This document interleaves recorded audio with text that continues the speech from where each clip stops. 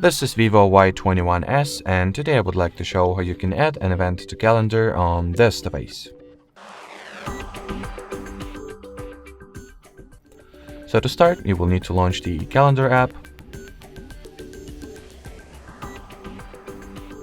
Then you gotta select the date you would like to create your event on.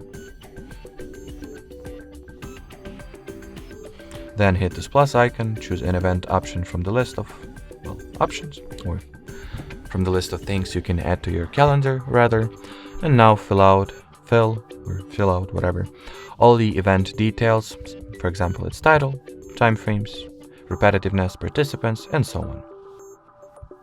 Then hit the save option, and here you have it. So that will be it. Thanks for watching, and bye bye.